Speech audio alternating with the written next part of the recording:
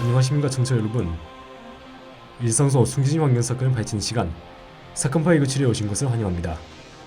저는 여러분들에게 다양한 환경 사건을 소개해드릴 이 프로파일러 김민석입니다.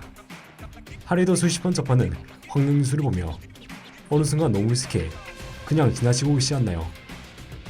사건 파헤 구출에는 세계 환경을 정했던 1972년부터까지 우리 일상을 다루는 환경 얘기를 다시 꺼내어 되짚어보자 합니다.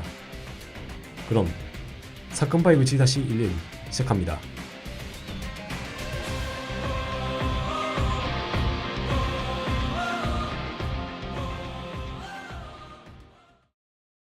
한편의 시간은 잠시 회장도 가고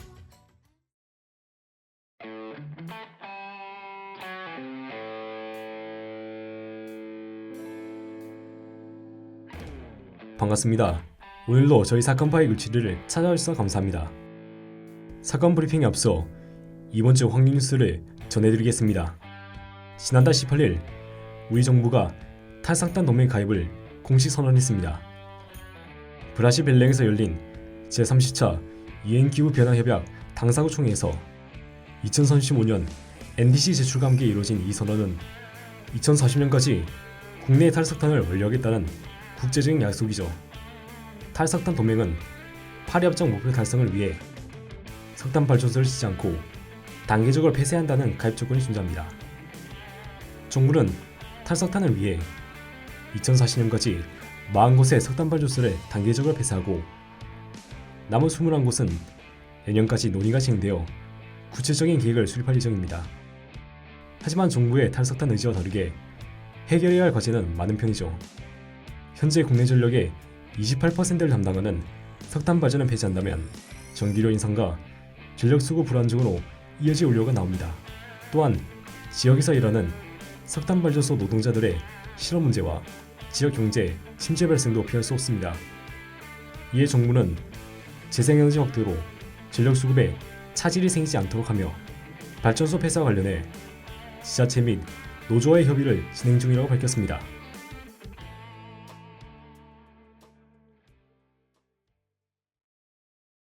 Country roads take me home.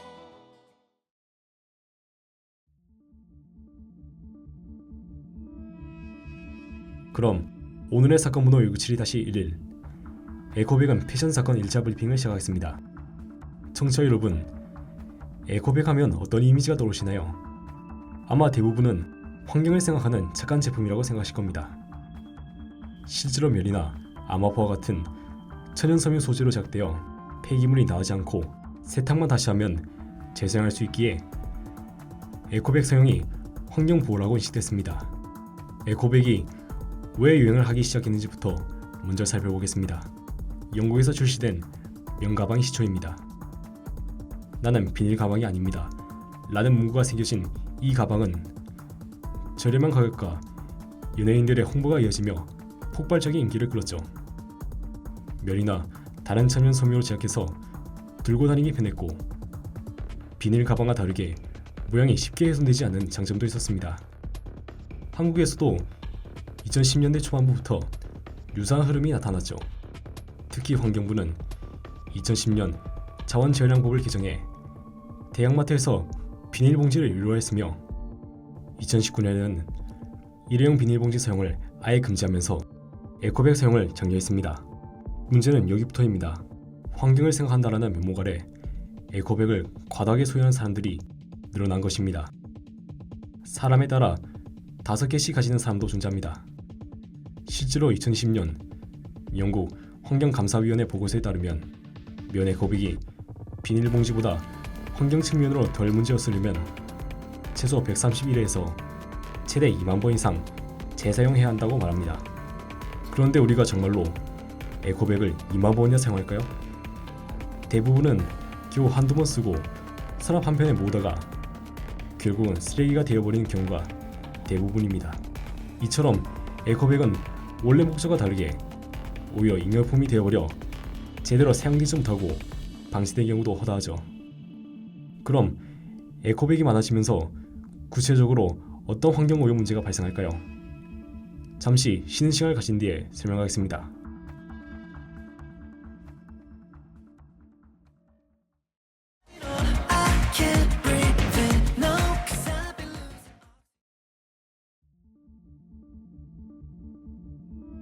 이저블핑 시작하겠습니다. 에코백은 본래 환경보호라는 긍정적인 취지로 도입되었으나 그 생산과 소비 그리고 폐기 과정에서 발생하는 여러 문제로 인해 오히려 환경을 오염시키는 양날의 검이 되었다는 분석입니다. 에코백의 주재료인 면과 같은 천연 섬유를 생산한 단계부터 막대한 환경보호가 시작됩니다. 특히 면화 1kg을 생산하는데 최대 2만 리터의 물이 소모될 수 있다는 연구 결과는 전 세계적인 물 부족 문제를 심화시키는 주요 원인으로 지목됩니다. 또한 대량 생산을 위해 사용되는 살충제와 화학비료는 토양과 지하수로 흘러들어가 심각한 오염을 유발하며 생태계를 교란합니다. 섬유를 식물로 강화하고 염색하는 과정에서도 상당한 양의 에너지가 소비되며 다량의 온실가스가 배출됩니다. 실제로 탄소 배출량만 따지면 에코백은 비닐봉지보다 훨씬 많은 양을 배출하기 때문에 최소 100선을 이상 사용해야만 환경오염 상쇄 효과를 볼 수 있다는 분석이 나오죠. 기업들이 에코백을 굿즈로 대량 배포하면서 소비자들은 이미 수많은 에코백을 소유하게 됐습니다. 이에 따라 에코백은 쉽게 없고 몇 번 쓰다가 버리거나 방치하는 또 다른 일회용품처럼 취급받는 것이 현실입니다. 게다가 에코백의 가장 큰 문제는 폐기 단계에서 일어나죠. 에코백은 재활용이 매우 어렵습니다. 의류로서 설계되지 않았고 섬유를 다시 재활용하는 것이 기술적, 경제적으로 비효율적이기 때문입니다. 설령 면 소재라 할지라도 염료와 화학마감제가 첨가되어 있어 일반 섬유 폐기물보다 처리가 더 까다롭습니다. 결국 사용된 에코백의 상당수는 소각되거나 매립될 수밖에 없으며 이는 온실가스 배출과 토양오염 문제를 일으키며 악순환을 이어가고 있습니다. Sorry, I call again when you don't pick up and tell you.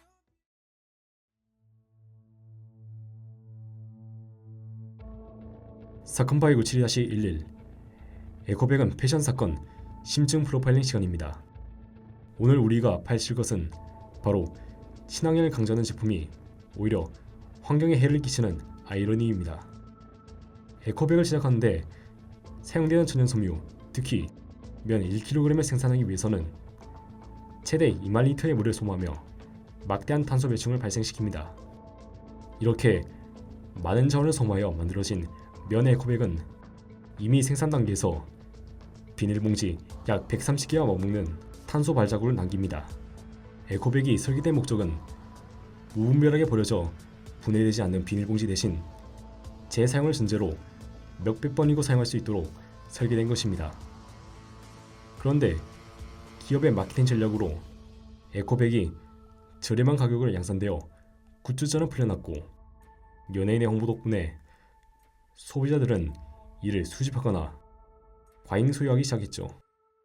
결국 서랍장성에서 잠자는 에코백이 5개, 10개를 넘어가면서 이 제품들은 원래 목적을 잃고 한두 번 쓰고 버려지는 일회용품 신세가 되어버렸습니다.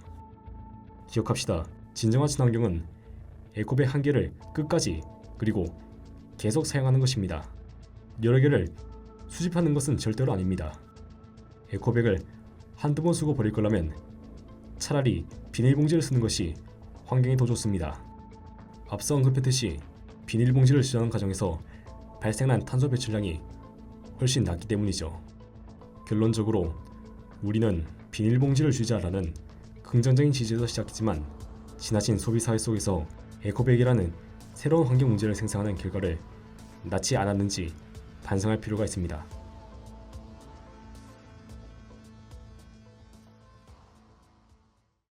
The way I do, nobody, nobody, nobody.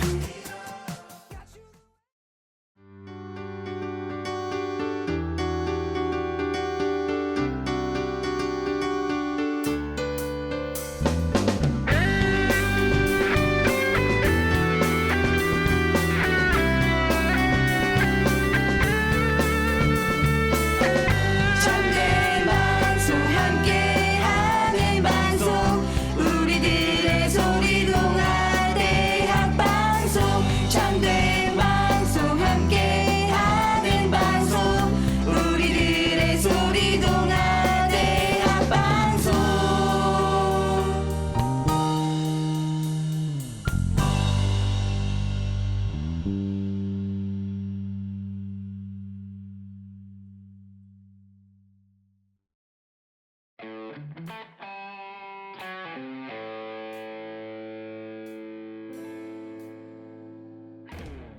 에코백이 문제인 건 환경을 생각하는 명분으로 에코백을 여러 개 구매하고 몇 번 쓰지 않고 방치하거나 버리게 되면서 오히려 생산 과정에서 발생하는 탄소 배출량을 상쇄하지 못하고 비닐봉지보다 환경 효율이 떨어지는 결과를 낳고 있습니다. 우리가 집중해야 하는 건 에코백 개수가 아닌 재사용을 극대화하는 것이죠. 이번 주 미션 파일 97-11은 하나만 제도로입니다. 우리가 적어도 탄소 배출한 것을 상쇄하려면 131회 정도 사용을 해야 하니까 지금 집에 있는 에코백 중에서 가장 튼튼하고 실용적이고 상태가 좋고 디자인도 질리지 않는 진짜 제 에코백 딱 하나만 골라주세요. 그 다음으로 상태 좋은 건 지인한테 나눠주고 상태가 나쁜 것은 걸레로 재활용하거나 일반 쓰레기로 폐기하도록 하세요. 이제 그 하나를 131회 사용할 때까지, 아니 가능하면 망가질 때까지 평생 쓸 각오로 정하는 거예요. 이제 에코백을 장바구니로만 국한하지 않고 학교 가방, 운동 가방 등 다양한 용도로 최대한 활용하여 사용 횟수를 극대화합니다. 예쁜 새 에코백을 사고 싶어도 이미 최고의 에코백이 하나 있다고 마음속으로 3번 외쳐보세요. 여러분, 적어도 진짜 친환경을 위해서 나 에코백 10개 있어요가 아닌 나 에코백 1000번 정도 썼어요 라고 말할 수 있어야 합니다. 지금 당장 서랍 열고 에코백 몇 개 찾아서 시작해보세요. 그 한 개라도 제대로 쓰면 그것이 바로 환경을 위해 생각하는 것입니다.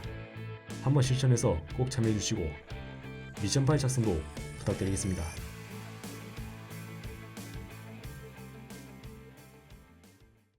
사체를 단속하게 다스고도